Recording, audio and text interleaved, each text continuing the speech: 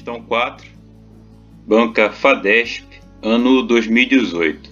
Em um projeto de letramento literário que tome como foco a obra Macunaíma, o herói sem nenhum caráter, marco do modernismo brasileiro, publicada em 1928 por Mário de Andrade, seria relevante, em uma leitura que privilegiasse o contexto do leitor, elaborar uma lista de quantas vezes a expressão "ai que preguiça" é repetida pela personagem Macunaíma, para averiguar se ela é sintomática na representação da personagem. Não vou nem comentar a letra A, uma lista de quantas vezes eu vou escrever "ai que preguiça", sem comentários. Na letra B, correlacionar a obra à biografia de seu autor, a fim de verificar como Mário de Andrade foi influenciado pelas correntes de vanguarda na elaboração do romance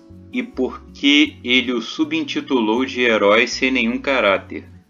A obra Macunaíma, ela deseja representar o povo brasileiro. Seria uma mistura do que nós somos, representa de fato o brasileiro.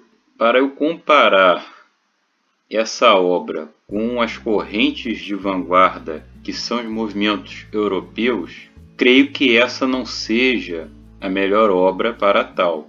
Ela é muito mais relativa ao nosso povo do que essas correntes vanguardistas. Vamos para a letra C.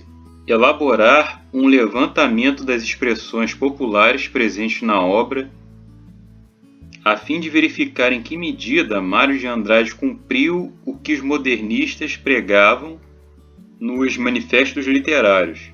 A letra C, assim como a A, sem comentários. Na letra D, fazer um levantamento das personagens atuantes no enredo da obra e organizar uma ficha com caracterização de cada uma delas, a fim de se estabelecer um painel de reconhecimento de semelhanças e diferenças entre elas.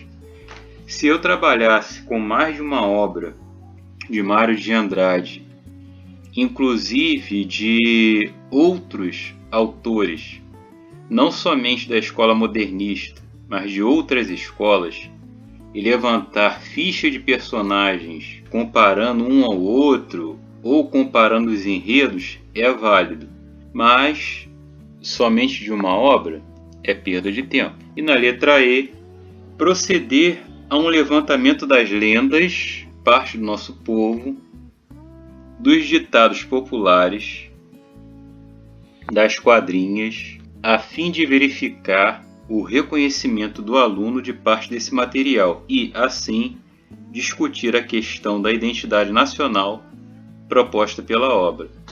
Então a letra E de fato é a correta. O ideal é nós trabalharmos com o enredo que cada povo trouxe para formar o que nós conhecemos hoje como Brasil.